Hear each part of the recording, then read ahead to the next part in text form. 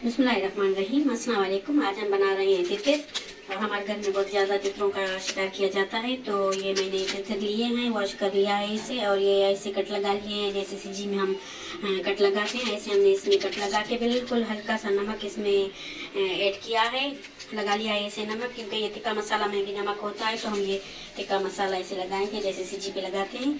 तो ऐसे हाथों की मदद से ऐसे अंदर तक हम जो है ये इसके कट वगैरह हैं यहाँ तक मसाला हम लगाएंगे। अच्छा, तो जी ये सारा मसाला इसे लग चुका है, तितरों को हमने मसाला लगा लिया है। तो अभी ये हमने इसमें कुकर में पानी डाला है, थोड़ा सा पानी डाल के अभी हम एक सीटी आने तक ये इसे ये पकाएंगे। ये जो है हमारे तितर जो है वो गल गए हैं अभी, और जिसके लिए ये मैंने बंद गोभी का 1 कप लिया है, आधा कप मैंने ये हमने लिए हैं ये मटर लिए हैं और आधा कप ये शिमला मिर्च लिया है। तो ये सारी चीज़ें इसमें डाल देते हैं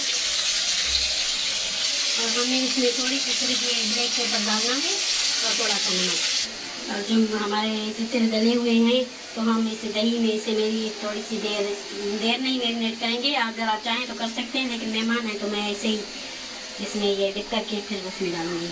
अच्छा, तो जी ये दही में हमने तितरों को डिप करके अभी थोड़ी देर हम इसे 5 मिनट तक हम इसे ढक्कन लगा लेते हैं ताकि दही इसके अंदर अच्छे से चली जाए।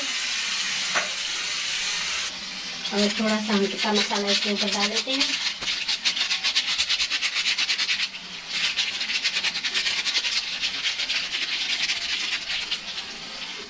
और 5 मिनट तक हम इसे कवर कर देंगे, 5 से 7 मिनट तक।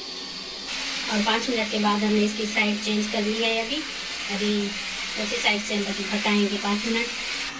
ये तो ये हमारे तितर जो है तैयार हो गए हैं। ये देख लें फाइनल लुक इसकी ये है, माशाल्लाह से बहुत मज़े के, बहुत टेस्टी हमारे तितर बन के तैयार हो गए हैं।